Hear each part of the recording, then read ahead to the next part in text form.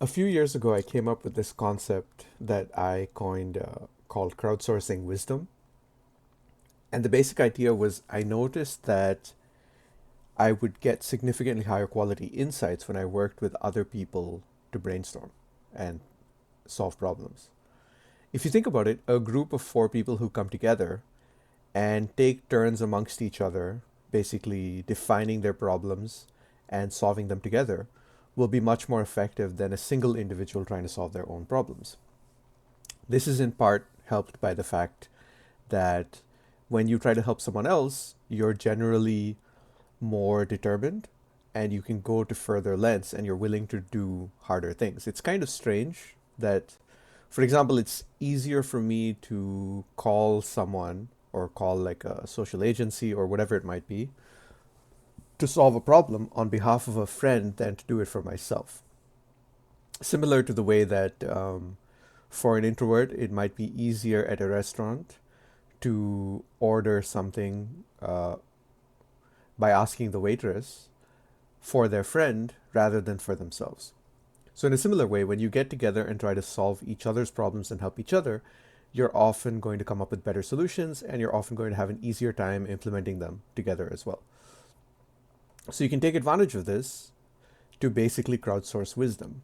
And there was a great book I read when I was younger uh, called High Five that essentially said none of us is as smart as all of us. And the idea of crowdsourcing wisdom also comes from that. And if you think about it, the joint family unit is essentially a group that crowdsources wisdom, right? When anyone in the household has a problem, everyone in the household comes together to work together to solve it. And in this way, isolation and loneliness are also solved as well, which are growing problems in the modern world where, modern apartments and housing are built for privacy, but it ends up being isolation because often what we really need is community, especially as it turns out that addiction, a lot of it is exacerbated by isolation and a lot of it is solved and aided, the recovery is aided by community. So specifically when it comes to crowdsourcing wisdom, the first step really is defining the problem well.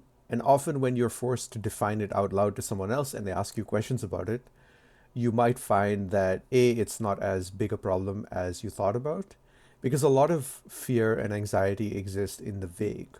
Once you get specific and very clear on the details, it's a lot less scary. It's a lot harder to be anxious or afraid of the problem or the solution.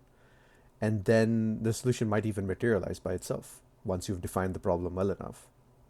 A problem well defined is a problem half solved. When you're working in groups to solve problems, you might also find that there's a lot more innovation, it's a lot more enjoyable, and the problems that you solve for one person might actually end up helping the whole group or another person as well. Because as it turns out, many of us experience similar problems. So I recommend trying this with your friends or family and see how it goes. It's certainly been helpful in my life.